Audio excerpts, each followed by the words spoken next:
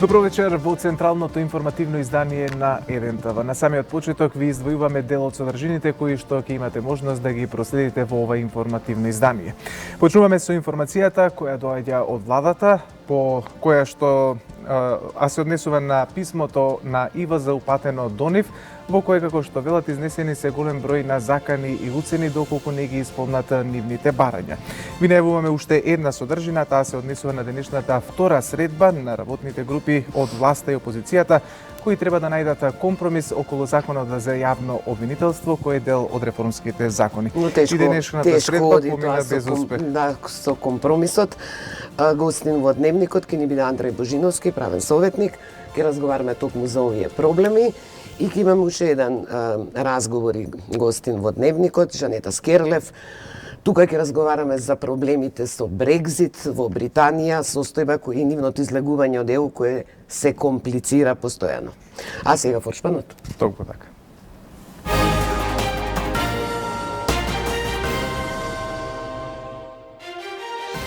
Работните групи на власта и опозицијата останаа на своите забетонирани ставови и по втората средба.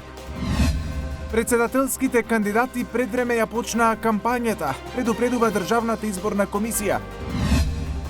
Учебниците по историја и географија пред македонско-грчките експерти. Целта не е бришење на делови, туку нивна адаптација. Протести против одлуката на Кривичен за казната затвор за алими.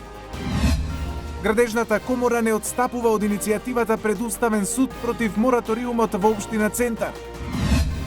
Судбината на Брекзит е во рацете на британците.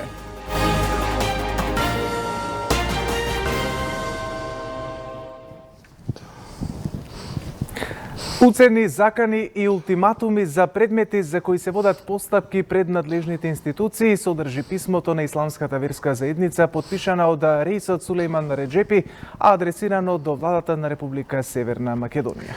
Во писмото се тврди дека барањата на ИВЗ се игнорираат, МПЦ е фаворизирана и привилегирана во секој поглед. Велат дека доколку владата нема слух за нивните барања и не одговори во рок од 10 дена, ќе се пожалат кај надворешните фактори во земјава. Реисот Сулејман Реджепи во име на ИВЗ вчера адресирал писмо до владата со кое бара враќање на денационализираниот имот за кој тврди дека како ИВЗ имаат право на сопственост. Писмото денеска го објави владата со реакција дека содржи уцени, закани и ултиматум за предмети кои се водат постапки пред надлежните институции. Од владата сериозно размислувале да го известат обвинителството. Во писмото е наведено дека ако не им се исполнат барањата на ИВЗ, меѓу другото ќе ги известат сите надворешни фактори во земјава. Пред почетокот на кампањата за председателските избори поради големиот притисок од страна на муслиманските верници, ќе бидеме принудени да во 700 џамии во земјава ги информираме верниците за оваа долготрајна дискриминација што се врши кон ИВЗ и незините членови, со сите последици врз општествените односи во земјава, напишал Реисот Сулејман Реджепи. За владата ова е неприфатлив начин на обраќање кон државните институции. Укажуваат дека по устав земјава е секуларна држава и дека нема никогаш да преземат чекори со кои би ги манипулирале верските чувства или би се мешале во внатрешните односи на верските заедници. Особено важно е да нагласиме дека во мултиконфесионално општество верските граѓански права и слободи се остваруваат преку постојан процес на градење на меѓусебна доверба помеѓу различните конфесии, а не преку ултиматуми, кои како правило на игра доколку го прифатат сите регистрирани верски заедници, сериозно негативно би се одразило врз општествената кохезија, реагираат од владата. Го побаравме и Реисот Сулејман Реджепи за коментар, ама преку телефон ни тврдеа дека е на состанок. Тој во писмото негодува дека за барањата ИВЗ биле игнорирани, а МПЦ била фаворизирана и привилегирана. ИВЗ на власта и дава рок од 10 дена за одговори. Реисот Реджепи укажува дека државата нема грижа за одржување на верските објекти, како нерешениот статус на тие во битолското село Лажец и со Хусамедин пашината џамија во Штип, но и за реконструкцијата на Али пашината џамија во Охрид. Од владата на Реисот Реджепи му порача, ако тој има сомнежи, да се обрати до надлежните органи. Интересен став дека и џамиите, тие 700 џамии, ќе имаат улога на председателските избори. Но одиме на таа тема, изборите. Познат е доследот на председателските кандидати на гласачкото ливче по денешното ждребување во ДИК. Председателот на ДИК, Оливер Дерковски, најави дека учесниците на престојните избори ќе потпишат и кодекс на коректно однесување со цел коректен надпревар меѓу сите учесници. Официјалните представници на кандидатите за председател ветија дека ќе ги почитуваат сите прописи и дека очекуваат председателски избори по европски трг. Блер им река кандидатот поддржан од партиите Алијанса за албанците и БЕСА ќе биде прв на избирачкото ливче на предстојните председателски избори, одлучи денешната ждрепка што се одржа на јавна седница во Државната изборна комисија. Втора е кандидатката на ВМРО ДПМН и Гордана Силјановска-Давкова, а трет е кандидатот на владеачката СДСМ и коалицијата Стево Пендаровски. Државната изборна комисија упати апел до кандидатите за председател и нивните штабови на предстојните избори на 21 април доследно да се придржуваат до законските одредби за предвремено почнување на изборна кампања. Воедно повикуваме и замолуваме за коректна, чиста, позитивна европска кампања.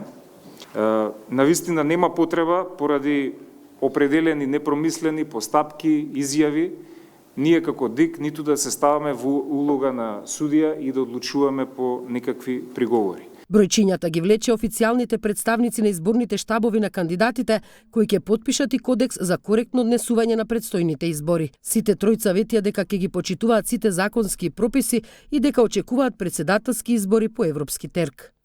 За наша среќа бројот еден е наш и тоа исто покажува и идејата на професорот дека се бориме за една република за сите. Го излеков бројот 2.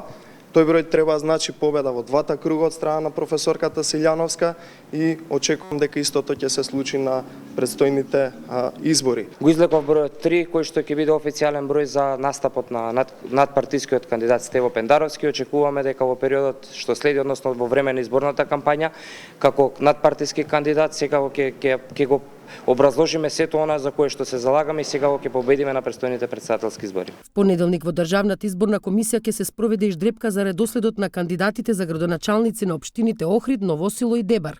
Изборната кампања почнува на 1 и ќе трае до 19 април, пошто следува изборниот молк. Првиот изборен круг за 6-тите председателски избори е закашан за 21 април, а вториот за 5 мај. Интересно е што секој изборен штаб си го толкува бројчето во своја полза, битна е позитивна атмосферата, барем сега на почеток. Така.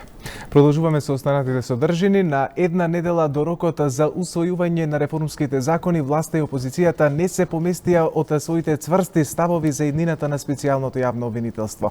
Работните групи на денешната втора средба не дојдоа до компромис со кој би се отворил патот за усвојување на реформскиот закон за јавното обвинителство, што пак е услов за добивање датум за почеток на преговорите со Европската унија во јуни.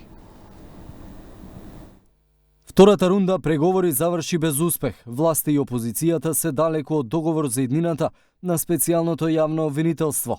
ВМРО ДПМН и понатаму стои на ставот дека власта нема за цел да се донесе квалитетен закон и дека нема политичка волја за имплементирање на забелешките.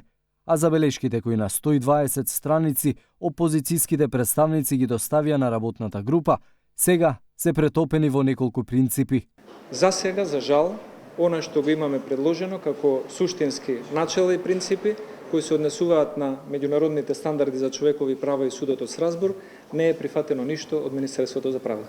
Но министерката за правда по состанокот изјави дека наместо амандмани и предлози од ВМРО ДПМН пристигнале принципи и насоки. Десковска ја повика опозицијата да достави конкретни предлог измени. Закон за јавно обвинителство во кој што би ставила одредба согласно нивното барање сите постапки кои што не се отворени до 30 јуни 2017 година да престанат и сите докази да паднат во вода, би значило амнестија. Значи јас уште на првиот состанок кажав и потоа истото барање го повторија и написмено дека за тоа простор во законот нема.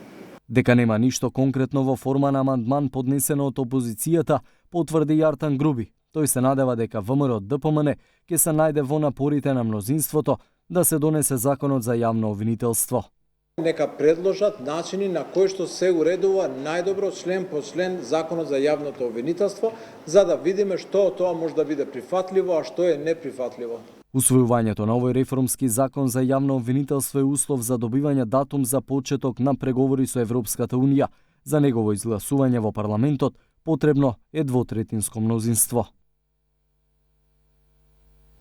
Како што веќе најавивме, гостин во Дневникот е Антој Божиновски, правен советник. Добре дојде. Добро време. Ја чувме информацијата од денешната средба меѓу работната група составена од ВМРО, ДПМН, СДСМ и другите партии нели од власта, но веста е дека нема договор, не е мрднато и на оваа средба роковите газат, а факт е дека власта нема, владеачкото мнозинство нема 80 гласа. Значи ли ова дека ќе пропадне овој проект, овој закон во кој се наоѓа некаков спас за судбината на СЈО. Како ви изгледа? Најпрво добро вечер Јадранка, добро вечер и од мене и на вашите гледачи пред се. Во однос на преговорите на законот за СЈО, конкретно преговорите беа тест да се види дали опозицијата конкретно има демократски капацитет да се заложи за сите нивни реторики, дали се за про-НАТО и про-ЕУ. Како што знаеме дека СЈО е елемент за наша интеграција на Република Северна Македонија во НАТО и ЕУ, СЈО законот мора да помини. Тие барања што тие ги кажа, рокот веќе истекува до 1 април. Почнува кампањата, знаеме се брза. Апсолутно. Оценките од Брисел за нашите капацитети. Да, апсолутно. И според мене треба предлог законот за јавното обвинителство, каде што се инкорпориран орган внатре во јавно обвинителската власт, треба да се толкува неговата изворна смисла, без разлика на некој дали тоа му се допаѓа или не му се допаѓа. Барањата што ги поставува опозицијата се надвор од секакво разумно сомневање. Значи, тие барања се уценителни барања и мислам дека во овој случај тие би сакале да изиграат малку подсврсти, да докажат дека при нивното членство ние имаме наши црвени линии, што меѓутоа мислам Мислите дека ќе попуштат наредните денови? Мислам дека доколку пронајдат малку демократски капацитет треба да попуштат, бидејќи тие барања се нонсенс. Не може да се бара барања за уништување и за непокренување истраги, уништување на доказите. Доказите се знае, тие докази се уништуваат согласно по завршениот превод согласно одредбите за уништување на докази собрани по мерки, откако ќе биде донесена правосудна пресуда и предметот ќе заврши. Истрагите мора да продолжат и откако ќе завршат, тогаш може да се дискутира за тоа. Ова што го бара опозицијата моментално е некој начин на изигрување и како што кажа. Добро, ако не попушта опозицијата, што правиме? Нема 80 гласа. Пак треба некакво помирување под наводници? Во овој случај можеме само да шпекулираме што може да се случи, меѓутоа по мене треба да има заобиколен начин, помирување во секој случај не сме да има, бидејќи под наводници. Апсолутно. Поранешниот закон, иако беше до некаде правно нелогичен, меѓутоа беше политички, се работеше за политички прагматизам. Во овој случај мислам дека еднаш ние веќе тоа го изигравме, секако не смееме да дозволиме уште една амнестија да. Добро, ама имаше некои закони поминаа, да речеме, еве. Работата е дека секое владеачко мнозинство мора во одредена мерка да има сенс и кон барањата на опозицијата. И СДСМ кога била во опозиција го барала истото од владеачкото мнозинство на ВМРО ДПМН. Нели е делува парадоксално дека ние можеме да се договориме и со грците, ќе најдеме компромис и со бугарите, а не можеме внатре во рамките на државата за битни проекти, закони, од кои чие усвојување се чека и во Брисел за да добиеме пас. Апсолутно. Видете, јас барањата на опозиција не дека не може да се најде заеднички јазик.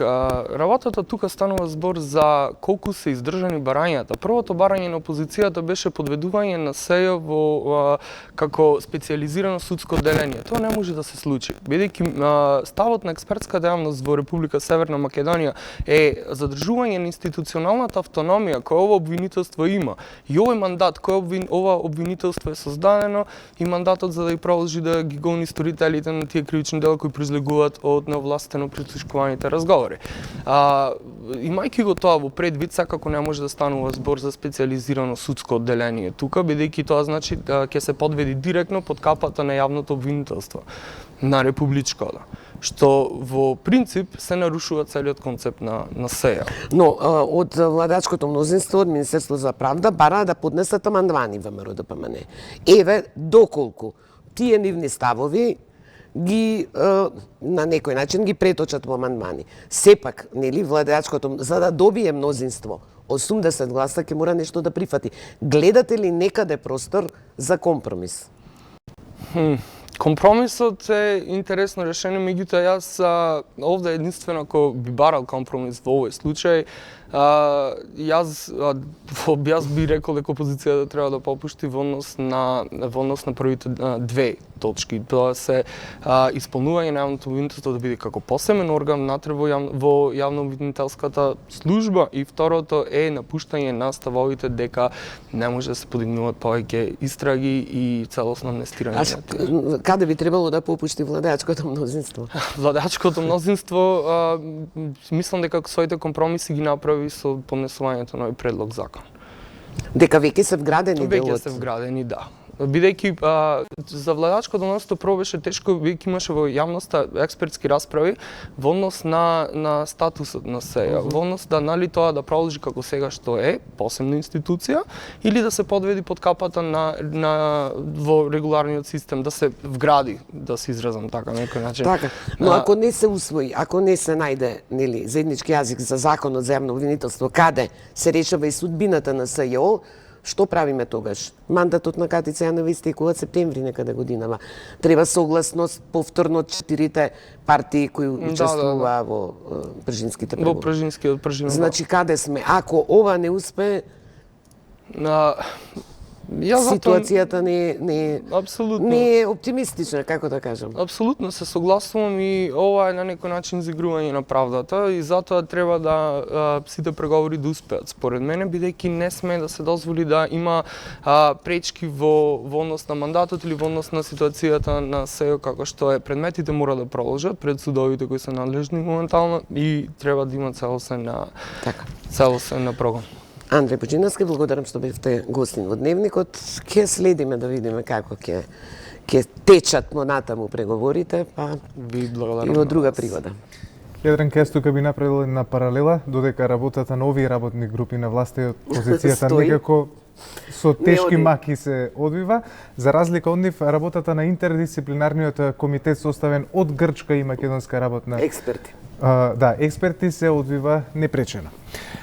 Македонско-грчкиот интердисциплинарен комитет отстранува иридентизам во образованието. Денеска и утре во Скопје се одржува вториот состанок, но на оваа прва суштинска средба експертите ќе прават ревизија на учебниците по историја и географија за основно образование.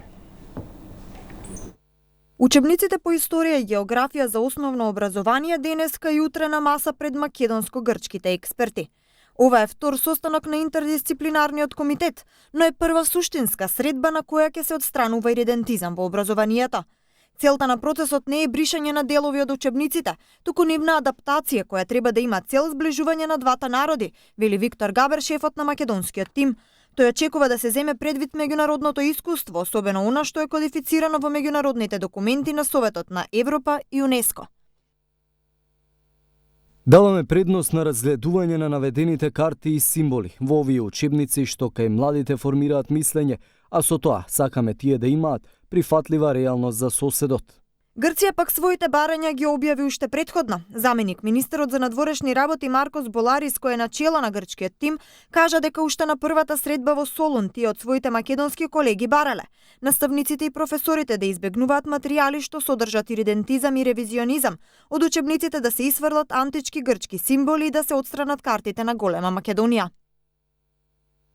Комисиите се формирани од извонредни експерти кои целосно разбираат работата што треба да ја направат. Темелно ја познаваат историјата на двата народа, ги почитуваат меѓународното право и европското законодавство и се во позиција да донесат правда и да ја прикажат историската вистина, отстранувајќи ги пропагандните потточки, илустрациите и мапите што ги модифицираа учебниците во последните децении.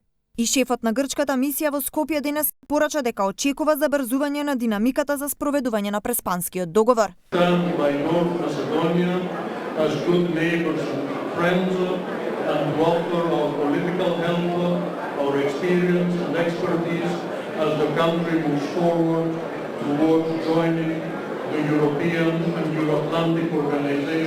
Во иднина средбите ќе се интензивираат со цел да се постигнат роковите одредени во Преспанскиот договор, за од следната учебна година да се отстранат од наставните програми и од учебниците спорните точки, карти и илустрации. Грција ја поддржува европската перспектива на Северна Македонија, но потребна е целосно почитување на меѓународното право и правилна имплементација на договорот од Преспа. Во спротивно, ќе биде блокирана на нејзиниот европски пат. Ова го вели грчкиот претседател Прокопис Павлопулос во честитката до грците од диаспората по повод националниот празник 25 март. Тој порачува дека предуслов за европската перспектива е Северна Македонија целосно да ги почитува европското законодавство, меѓународното право и договорот од Преспа на начин што не остава ниту една трага од иридентизам. Во писмената честитка Павлопулос додава дека секоја спротивна тактика ќе го блокира евроинтегративниот напредок на Северна Македонија.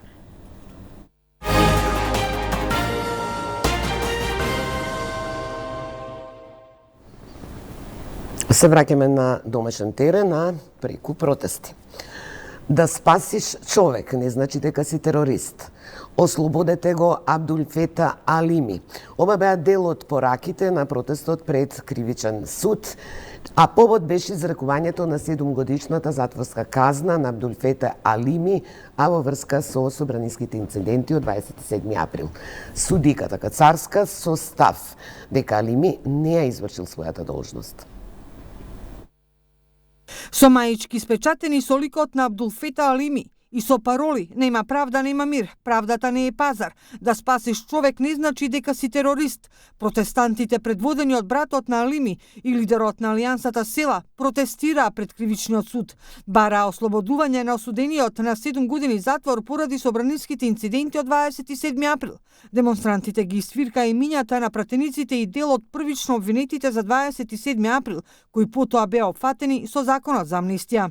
Ова е многу голема неправда. Нека мислат тие што го направија ова. Тој што спаси некој сега е затворен. Тоа не е правда. Остануваме на улица се додека Алими не биде со нас. Алими беше дел од собраниското обезбедување кој според обвинителката Вилма Русковска, Алими не го спасил лидерот на Алијансата Зијадин Села, туку еден од демонстрантите. Според Русковска, Алими на 27 април бил одговорен за вратите на собранието и ако си ја вршал работата, немало да треба никого да спасува. Зијадин Села го има спасено еден од демонстрантите и го има кажано да ја помогнете, видите дека го утепавте човекот дека е мртов, да го трнеме на страна и успева да го донесе, така се вика ресторанот во Собрание, знае професорот, клуб на пратеници. Дури тогаш доаѓа Абдулфета Алими. И тогаш веќе му помага на на Села? Не на Села, него на Тони. И судијката Добрила Кацарска за еден ТВ рече дека Алими не ја исполнил својата должност, односно не испречил отворање на собраниските врати. Истиот овој обвинет е полициски службеник, кој што јасно на камерите го гледаме, кај влезните врати со клучеви во рака, но не само тука. Него го гледаме и през салата број 3, таму каде што беа тепани пратеници, новинари, полициски службеници. Истиот ништо не превземаше, што значи тој го направил кривичното дело. А спасувањето на господинот Зијадин Села е откако е сторено кривичното дело. Ако направите споредба на казните, ќе видите со какви казни се осудени полициските службеници, другите учесници во собранието, оние што тепале, што примениле насилство. А каква казна добил Абдулфета Алими? Абдулфета Алими, кој беше еден од сведоците на судењето за нападот врз Зијадин Села, во судскиот процес тврдеше дека не учествувал во насилствата во собранието на 27 април, туку помагал да се спаси и евакуира лидерот на Алијансата на албанците. Поранешниот градоначалник на општина Карпош, Стефчо Јакимовски, останува во куќен притвор, а му се забранува комуникација со лица опфатени во кривично-правниот настан. Постапувајќи по жалба на одбраната и обвинетиот кривичниот совет на Одделението за организиран криминал и корупција за Јакимовски ја одби жалбата и ја потврди претходно изречената мерка куќен притвор. Нему му се забранува и комуникација со лица опфатени со кривично-правниот настан и забрана за употреба на средства за комуникација без дозвола на судот, соопштуваат од Кривичниот суд. За останатите двајца негови поранешни соработници, Кривичниот совет ги потврдил решенијата во целост, односно мерката за предпазливост. За едниот од нив веќе постои мерка за предпазливост во случајот Топлик. Комисијата за надзор над безбедносните служби ги усвои извештаите за надзор на ОТА и за следење на комуникациите во Царинската управа. Но во Царинската и во финансиската полиција се уште се чека опремата за прием на сигналите од ОТА. Царинската и финансиската полиција се уште немаат опрема за прием на сигналите од ОТА. Се чека набавката на опремата. Ова денеска го соопшти председателот на Комисијата за надзор над спроведување на мерките за следење на комуникациите, Емил Димитриев. Царинската управа е подготвена од аспект обезбедени простори за вградување на опремата, изготвена систематизација и полека размислуваат за кадровско екипирање. Меѓутоа, од нивна страна бевме информирани дека набавката на опремата фактички ходи заеднички со опремата од финансиската полиција. Едноставно управата ја чека опремата за да може да ја користи алатката следење на комуникациите. Опозицијската Беса праша што е со 188 телефонски броеви што ги прислушува ОТА. Ние слушаме 188, може не е голем број, некој може да рече дека е голем мал, но е еден значаен број на луѓе кои се следат телефоните и јас да немат врска со политички мотиви, туку да се прислушкувања кои се одредени во склад со регулативата. Комисијата има право да гледа анонимизирана наредба, значи таму не се гледа телефонскиот број, се гледат други податоци, додека оперативно-технична агенција ги има сите податоци. Нас во овој момент не беше битно дали сето тоа што е предмет на следење на комуникација врз основа на судска наредба, која што си има образложение зошто тој број треба да биде подврен на мерката следење на комуникациите. Дали еден број треба да се следи е одлука на судот. Вие пратениците треба да се координирате меѓу себе, да се донесе по моје некој видување закон за контрола на надзор, не само врз ОТА, туку и закон за контрола на надзор врз сите институции, во кои ќе си дадете малце повеќе права. Двата извештаи, првиот од работната посета на Комисијата за надзор над спроведување на мерките за следење на комуникациите во Царинската управа и вториот за извршениот надзор во оперативно-техничката агенција беа усвоени со 3 гласови за. СДСМ и ДУИ гласаа воздржано, бидејќи не учествувале во надзорната посета. Укажа председателот на Комисијата Димитриев посетите да ги закажува кога нема да има собраниски седници. Градежниците контра градоначалникот на Центар Саша Богдановиќ не отстапуваат од иницијативата предуставен за укинување на забраната за градење, тврдејќи дека и досега претрпиле огромни загуби. Да, минатата година тие ја оценија како најлоша за секторот. Но општината Центар, одлуката на Уставниот суд за временно укинување на мораториумот ја сметаат за избрзана.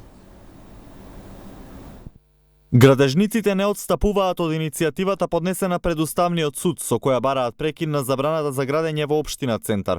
Предолго трае мораториумот, велат од градежната комора и тврдат дека трпат големи загуби. Освен тоа, предупредуваат дека градежните работници би можеле да останат без плата, а инвеститорите во долгови. генералниот урбанистички план, кој што офаќа одреден градска област. Се задаваат точни параметри колку и каде и во која насока треба да се планира. Деталниот урбанистички план од понизок ранг мора да се придржува према параметрите кои што ги предвидува генералниот урбанистички план. За општина Центар пак одлуката на Уставниот суд на мораториумот е избрзана. Сепак градоначалникот Саша Богдановиќ се надева дека ќе се најде решение во интерес на граѓаните на општината. Ние официјално немаме добиено ништо. Тоа е нешто што е добиено од PR службата, ама црно на бело не сме добили ништо. Така да мораториумот уште е на сила и додека е на сила никој не може да поднесе било какво барање, односно да почне постапка за добивање одобрение за градба. Не би сакал сега да кажувам што планираме да превземе, да го почекаме официјално и тогаш ќе ве информираме нормално и вас и граѓаните. На јавна дебата вчера граѓанскиот сектор изрази разочарување од одлуката на уставните судии. Таа според активистите е во заштита на профитот и бизнис интересите, наспроти здравието на граѓаните. Најверојатно големите игри не се за граѓаните. Денеска немав намера да зборувам за мораториумот, меѓутоа вчерашната одлука на Уставниот суд, односно времената мерка која ја донесе и сивата зона од 30 дена која се јавува, кажува дека не сме требале да се мешаме во бизнисот. Општина Центар информира дека речиси година и пол интензивно работеле на измените на детално-урбанистичките планови. Минатата седница Советот на Општина Центар донесе 2 плана, Мирче Мацан и Ново Мало. Мораториумот беше одлука на општината со цел да се спречи спроведување на спорните планови донесени за време на претходната власт. Денеска е светски ден на водата, па издвојуваме минути на оваа тема. Од испитаните 4545 примероци вода од селата со собствен водовод, 35% биле бактериолошки неисправни. Ова се податоците од Институтот за јавно здравје на денешниот светски ден на водата. Скопскиот градоначалник Петре Шилегов денеска од изворот Рашче порача дека жителите на главниот град пијат чиста и здрава вода, која е една од трите најдобри води во Европа.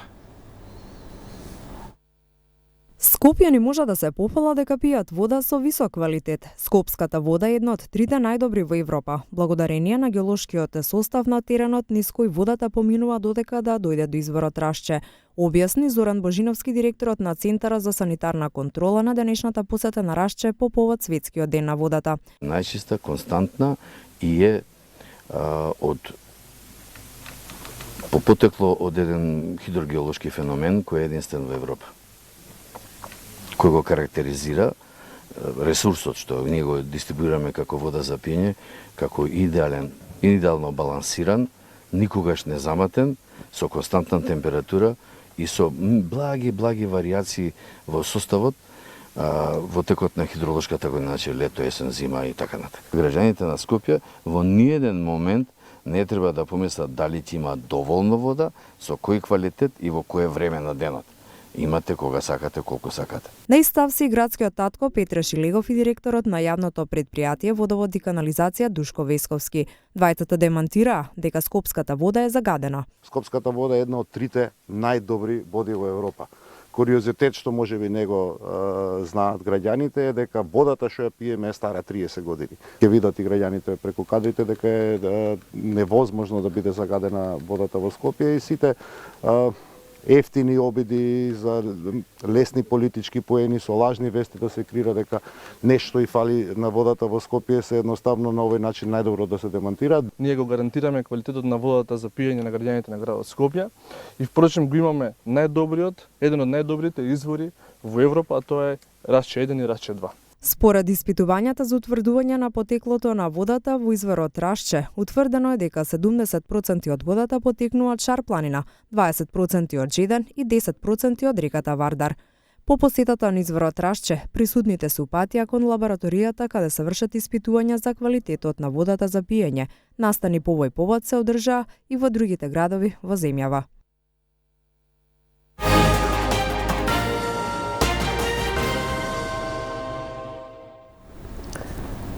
Одиме со вести од светот. Судбината на Брекзит е во рацете на британците, смета претседателот на Европскиот совет Доналд Туск.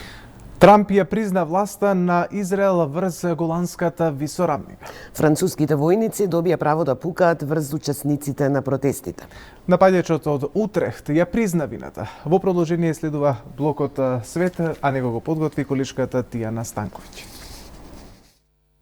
Судбината на Брекзит е во рацете на британците, откако европските лидери се договорија да го одложат датумот за излегување на Обединетото кралство од Унијата, рече председателот на Европскиот совет Доналд Туск, доколку британските пратеници го одобрат договорот на премиерката Тереза Меј. Следната недела, Брекзит ќе биде одложен од 29 март до 22 мај. Доколку не се согласат, Велика Британија до 12 април ќе треба да направи нов план за излегување. Во меѓувреме 3 милиони британци потпишаа петиција која ја повикува британската влада да го повлече членот 50 со кој се регулира напуштањето на Британија на Европската унија. Председателот на САД Доналд Трамп рече дека ќе го призна израелскиот суверенитет над Голанската висорамнина. Оваа изјава предизвика низа реакција, особено од Сирија, кои го осудија тој коментар како неодговорен, додавајќи дека ќе вратат областа во нивни раце, употребувајќи било какви мерки. Израел ја окупираше Голанската висорамнина од Сирија во 1967 година, а потоа ја анектираше во 1981, потек кој меѓународната заедница не го одобрува. Францускиот генерал Бруно Лере изјави дека припадниците на армијата на Франција кои ќе ги обезбедуваат јавните згради за време на протестите на жолтите елеци ќе имаат право да отворат оган врз демонстрантите, доколку бидат загрозени нивните или животите на лицата кои ги штитат. По терористичките напади во Франција во јануари 2015 година се ангажирани околу 10.000 војници, вклучувајќи и 3.000 резервисти, кои немаат задача за одржување на редот, туку ги штитат верските објекти во земјата и места кои се изложени на зголемен терористички ризик или каде има многу посетители. Турскиот државјанин Гокмен Танис кој изврши напад во трамвај во холандскиот град Утрехт ја призна вината. Полицијата се сомнева дека нападот бил извршен со терористички мотив, но како опција разгледуваат и семејни причини. Во нападот кој беше извршен минатата недела, животот го загубија 3 лица, а уште 5 се здобија со повреди.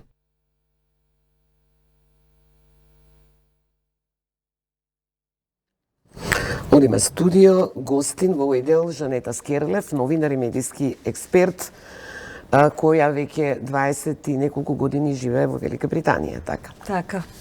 Имате и британски пасош? Имам. Гласавте на Брекзит? Гласав. Предпоставувам како. Па велат по-англиски дека за секс, за пари и за политика не се зборува, така што гласав и добро можам да кажам дека гласав за останување на Велика Британија во Европската унија. Ова сето што се случува, два пати британскиот парламент нели одбива да даде поддршка на планот на Тереза Меј. Сега лидерите не ја даваат уште една шанса, но британскиот парламент треба следната недела да го поддржи тој предлог. Можно ли е тоа? Некако малку ми делува чудно. Прочитав еден наслов кај што велат Брекзит е веќе како Монти Пајтон, само е помалку смешно. Ситуацијата никогаш не била ваква во Велика Британија. Многумина ме прашуваат и јас веќе не знам што да кажам, ми доаѓа на ум сликата на премиерот од Луксембург, вчера го гледав во едни вести, каде што британски новинар го прашува: а добро, и вие од Европската унија сте виновни за сето ова што се случува? А човекот веќе со солзи во очите вели: па чекајте, вие веќе не уморивте, вие не знаете што сакате, вие гласате веќе со месеци и никако да се договорите, и сега вие нас ни велите што и како. Да, следевме изјавите и на францускиот председател Макрон, Ангела Меркел, германската, австрискиот Курц. Некако мислам веќе дека и на европјаниве и на европскиве лидери име дојдено преку глава во што се случува во може да мислите како нам, англичаните, односно како име на тие што се оригинал англичани, ние што живееме таму со земен пасош. Джереми Корбин, лидерот на опозицијската партија, лабористичка, рече дека земјата е во уставна криза, пратениците се исклучително поделени и спокарани меѓу себе, ке се гласа по трет пат. Ама зар ке помине сега, мислите? Тоа е прашање не од $1.000.000, не од $1.000.000 тоа е од милиарда фунти. Би требало да се гласа, обично се гласа во вторник, дали ќе се гласа идната недела во вторник или во четврток, и тоа не се знае.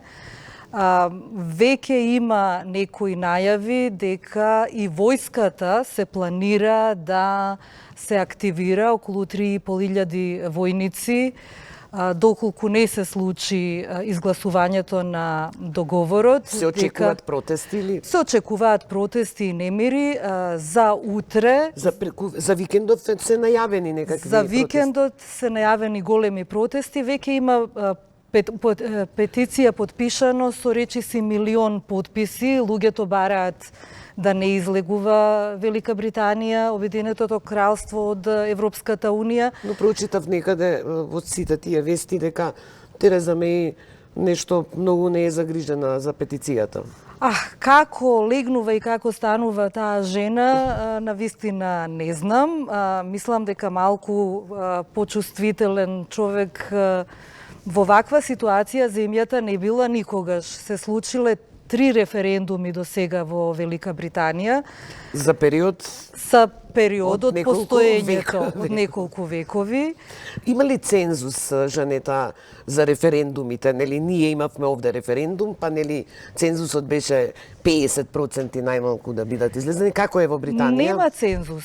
Кој ќе излезе да гласа, значи тие што сакаат да гласаат, тие на кои им е битно да гласаат, битно им е прашањето кое се поставува. Има ли релевантни информации британските гласачи околу Брекзит?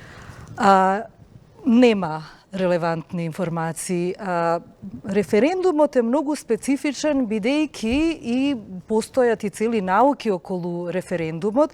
Затоа, например, во 2011 кога се гласаше за дали да се уствои мнозинскиот систем на избори или пропорционалниот, само 46% од гласачите излегоа.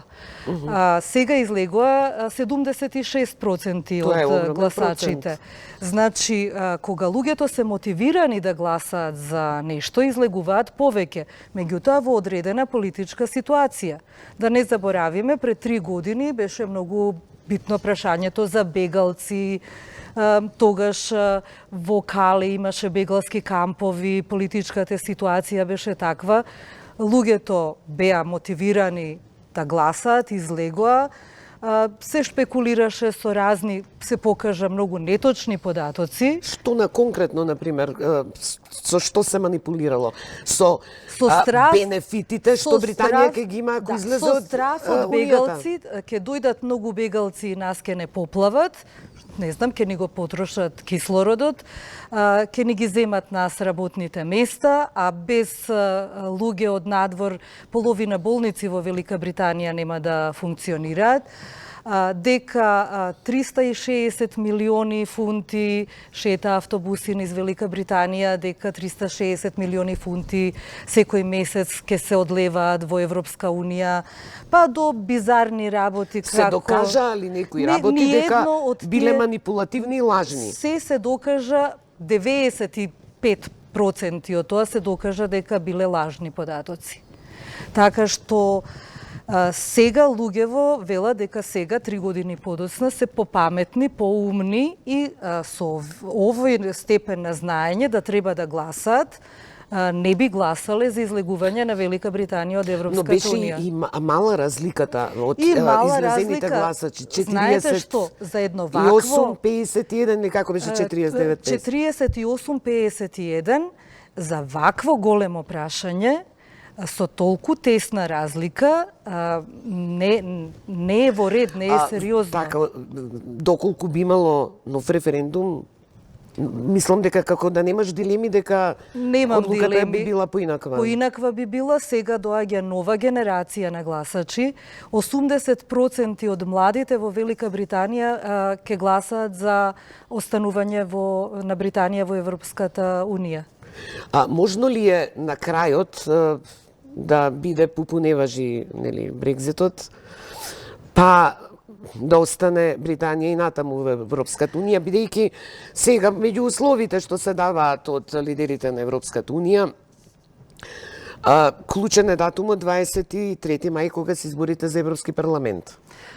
Но клучна е иднава недела во Британија. Колку клучни датуми до сега беа и помина, затоа велам сето ова е нешто што никогаш до сега не се случило.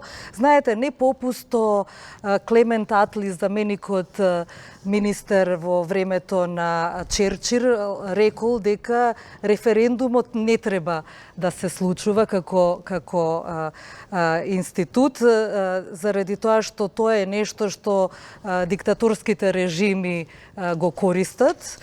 Со силна пропаганда, со силна пропаганда и со лажни податоци се може да се изфабрикува.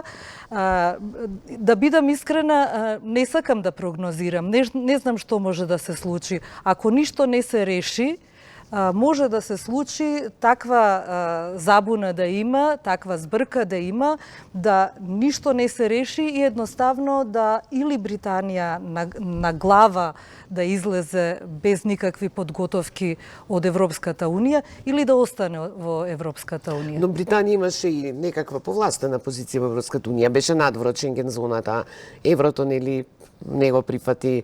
Значи имаше некакви позиции. Секаква, не сега делува малку јадно кога се гледа сите обиди на Тереза Меј во Брисел да излобира нешто. И коментираат и весниците оди Тереза Меј со подадена капа, with hat in hand, со капа во рака и оди да просјачи таму да нешто да и дадат. Гордоста на нацијата и многу повредена и сите очекуваме, исчекуваме да видиме што ќе се случи. Пак велам, референдумот според мене, и не само според мене, според многумина аналитичари, беше една голема грешка, еден голем гаф на Дејвид Камерон, кој сега мислам дека се сонча некаде, за да добие некои гласови на ирските унионисти за 15 гласа и тој облог негов ја чини земјата многу скапо. Но, еве, работите треба да помине време за да се расветлат некои моменти во одредени кампањи. Жанета, благодарам што беше гостин во Дневникот на Еден ТВ. Благодарам и вам. А со овој разговор го заокружуваме ова информативно издание, но пред да се одјавиме, да ви најавиме што ќе имате можност да проследите во продолжение во 21 часот. Следува Спорт 1 со колегата Дамјан Николовски. Потоа мој гостин во 22 часот е Горан Мисовски, подпредседател на Собранието на Република Северна Македонија. И секако веднаш по овие вести следува и метеопрогнозата со колегата Славчо Поповски. Останете со нас и имајте пријатна вечер.